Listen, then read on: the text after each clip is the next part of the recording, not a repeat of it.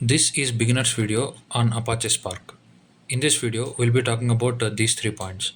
Introduction to Apache Spark and PySpark setup on local machine. Keep in mind, this is not a multi-node cluster setup. Next, we'll be discussing on coding topics on these scenarios in PySpark. First, let's talk about this problem statement.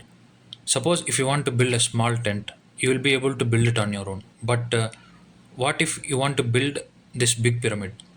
There are two ways. First way is you can hire only one normal worker and invest some time and resources on biologically evolving him into more powerful version who has higher speed and more strength. So he will be able to finish this job for you.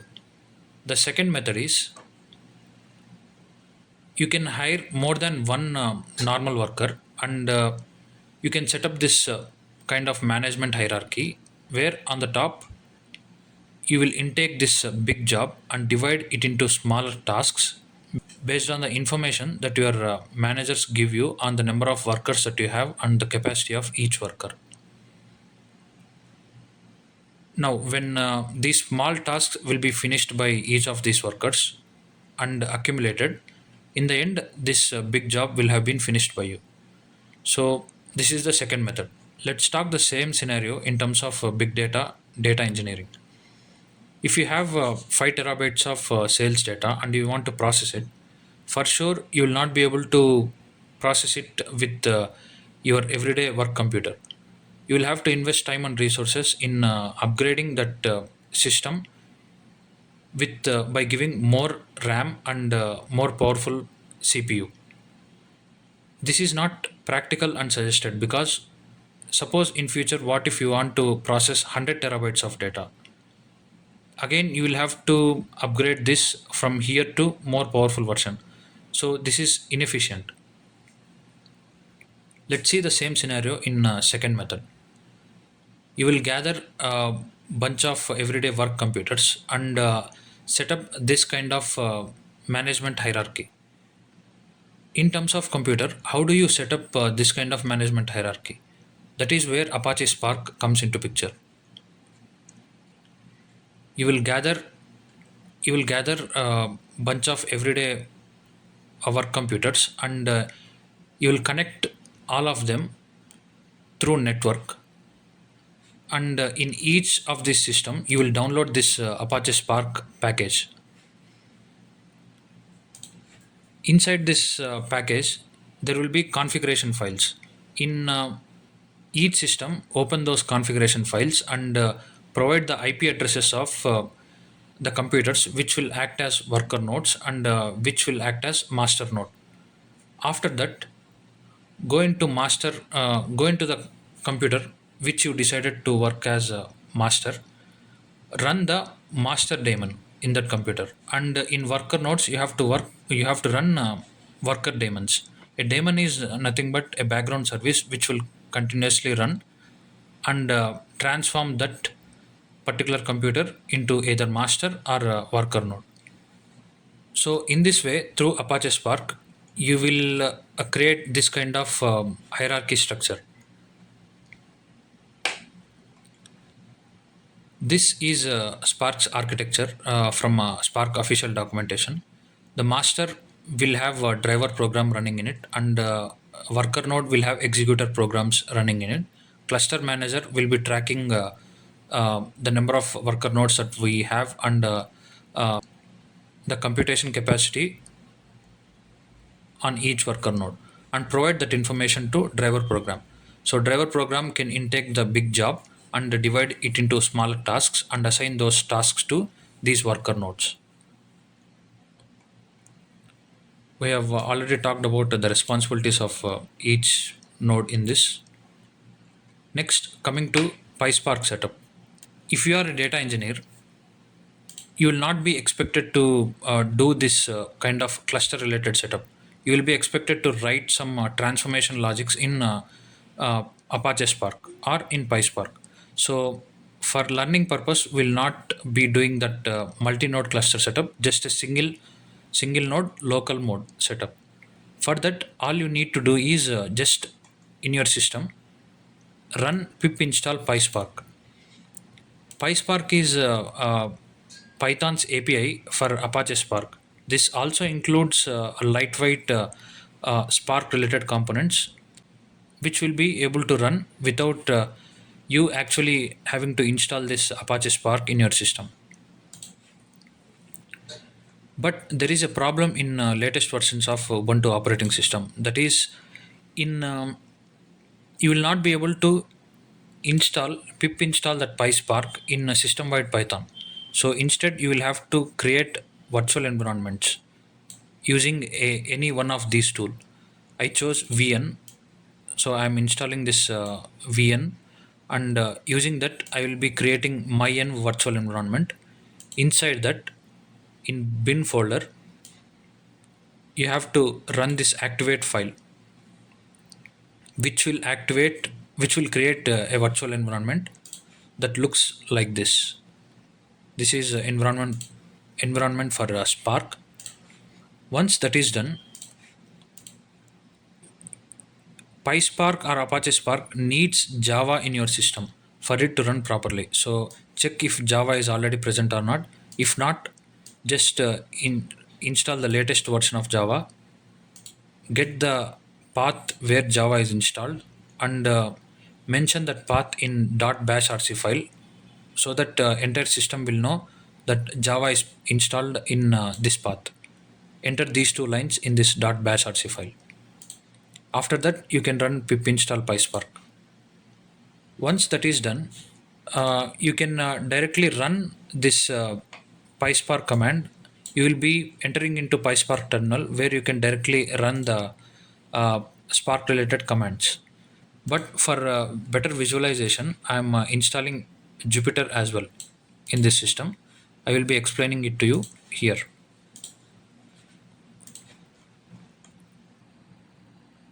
We have finished with these 2 points. Next, we will talk about this third point: how to read data from CSV file, and how to show the data frame, and how to select only few columns from the data frame, how to rename those columns, and this is where clause equivalent from SQL, and aggregate functions like sum, count, min, max, etc. And just like in SQL, how we do different kinds of joins between two tables, how can we do it between two data frames? These are the points that we will see. So first, this is the entry point into your PySpark. You have to first import this PySpark.sql. Using this, you will be creating a new Spark session with this command. You can give whatever name that you want this application to have. This will return a Spark session object like this. Let's run this.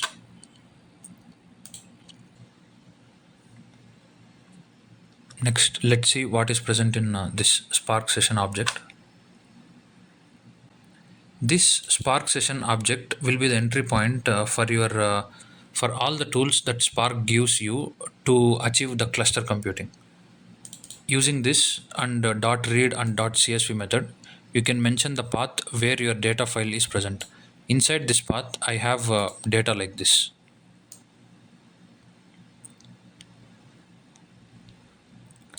Inside that path, I have data like I have a parent folder. Inside that, I have two more folders in which in each folder I have two data files present. So the data inside it will be present like this. First column will have headers, and from second column onwards, data will be present.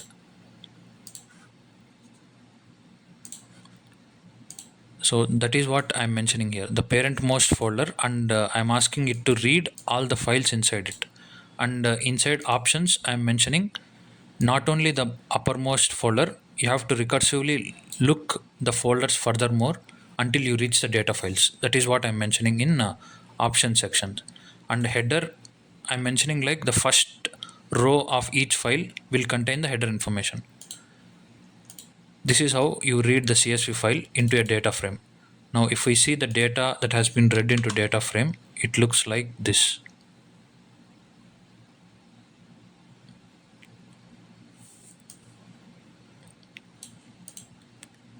Now, all the data in all the individual files have been accumulated here into one data frame.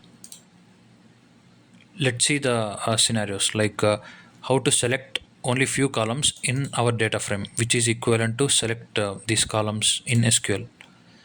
So there are not just one, there are total 6 ways in which you can achieve this. So in each way, the initial thing is data frame dot select, and it differs only on how you have to mention the columns. In one way, you can mention column names through quotations. Second way, you can mention data frame, and through square brackets you can mention the column names. Third way, you can do the dot notation from a data frame. Fourth way, you can you can import this column. You can import this column module, and from that you can mention these column names. All these methods work the same. And fifth method is through indexing the data frame. Select the first column. That is what we are mentioning here. Select the second sorry, it starts from zero index. So data frame of 1 selects the second column, of 2 selects the third column. And here we can suppose if we want to select all the columns starting from second one, you can mention it like this. Let's see the outputs for this.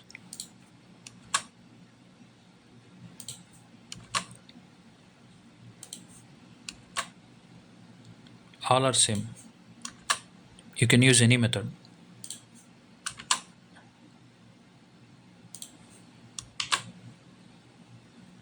So from second index to all, for to the end. Next is aliasing the column names into some other name, similar to this in SQL. Here also the important point is for aliasing is dot alias after selecting the column name. So all these methods are just the ways of selecting columns that we discussed above. Dot select, first select the columns in whichever way you want, either dot notation or indexing or through column. After selecting, you can just add dot alias, whatever the name that you want to change it to.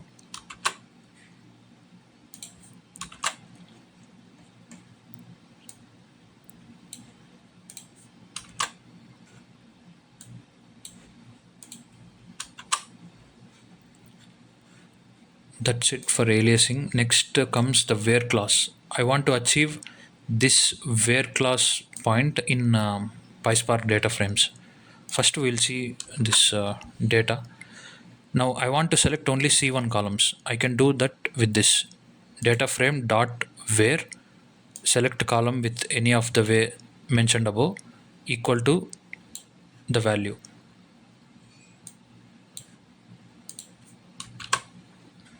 It gives only C1 column company. Along with that, I want to do this and or parts of it too. So you can mention in PySpark the and or can be achieved through these symbols.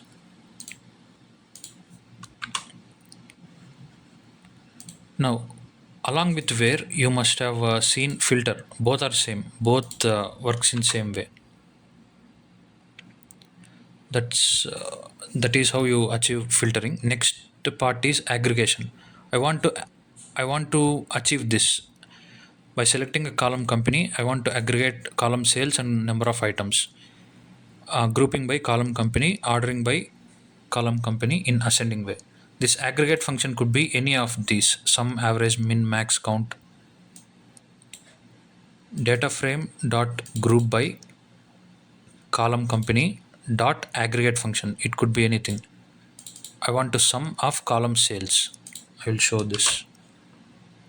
Okay, the problem here is so let's see the problem here that it is saying. Column sales is not a numeric value. I want to show one more thing here. So the column, let's see, this is the data frame, right? Let's try to print the schema. Here, we did not explicitly mention any schema while a Spark session is reading data from those CSV files. So it read everything as strings. But for aggregation, it cannot do the sum, or it cannot do the sum of strings, right? So that is why it is raising error, saying it cannot aggregate string. So what you can do is you can explicitly change the schema through this method through using struct type, column company read as string, product read as string, but number of items read as integer, and the sales read as integer. And this schema you can mention it here while reading it into CSV. Let's read it once again.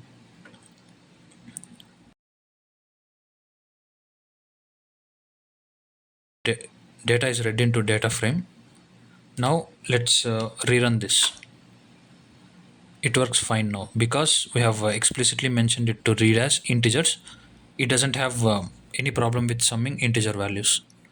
Next is next not only sum of not only aggregate of sales, right? We want aggregate of number of items too.